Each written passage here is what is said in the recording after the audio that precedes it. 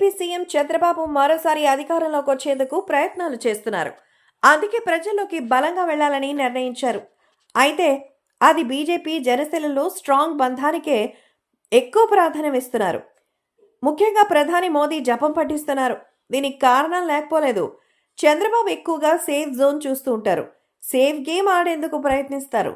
ఎన్నికల సమయంలో లాభ నష్టాల బేరీజు వేసుకుని అడుగులు వేస్తారు. అందుకే 2024లో హిట్ అయిన కాంబినేషన్తో కొనసాగాలని కోరుకుంటున్నారు.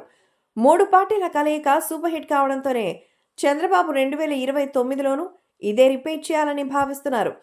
2018లో ఎన్డీఏ నుంచి బయటకొచ్చిన చంద్రబాబు మూల్యం చెల్లించుకున్నారు. మోడీ ఆగ్రహానికి గురై అధికారానికి దూరం అయ్యారు. గత 5 ఏళ్లలో రాజకీయంగా ఇబ్బంది పడ్డారు. అందుకే మళ్లీ అలాంటి తప్పు చేయకూడదని భావిస్తున్నారు. అందుకే జాతీయ స్థాయిలో ప్రధాని మోదీని అనుసరిస్తున్నారు. వాస్తవానికి మోడీ చంద్రబాబు కంటే జూనియర్. ఈ విషయాన్ని చంద్రబాబు చాలాసార్లు చెప్పుకొచ్చారు కూడా. అయితే ఇప్పుడున్న రాష్ట్ర రాజకీయ సంక్లిష్ట పరిస్థితి దృష్ట్యా కేంద్రంతో ముందుకెళ్లాల్సిన అనివార్య పరిస్థితి చంద్రబాబుకి ఏర్పడింది. కేంద్ర ప్రభుత్వాన్ని ఏ విషయంలో కూడా చంద్రబాబు ప్రశ్నించడం లేదు. వీలైనంత వరకు విధేయత ప్రదర్శిస్తూ వస్తున్నారు.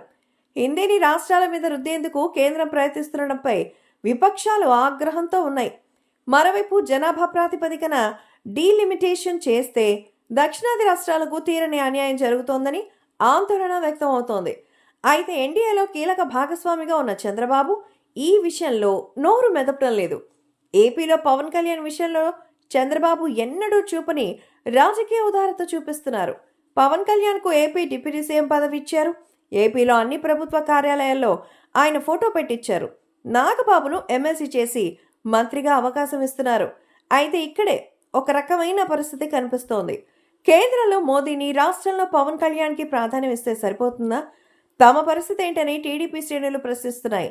ముఖ్యంగా 21 మంది ఎమ్మెల్యేలు ఉన్న జనసేనకు 4 మంత్రి పదవులు ఇస్తే ఏంటనేదే ఇప్పుడు మరో ప్రశ్న. ఇంకోవైపు బీజేపీ సైతం తనకు మరో మంత్రి పదవి కావాలని కోరుకుంటోంది. అయితే చంద్రబాబుకి ఇవేవి కనిపించడం లేదు, ఇవేవి వినిపించడమూ లేదు.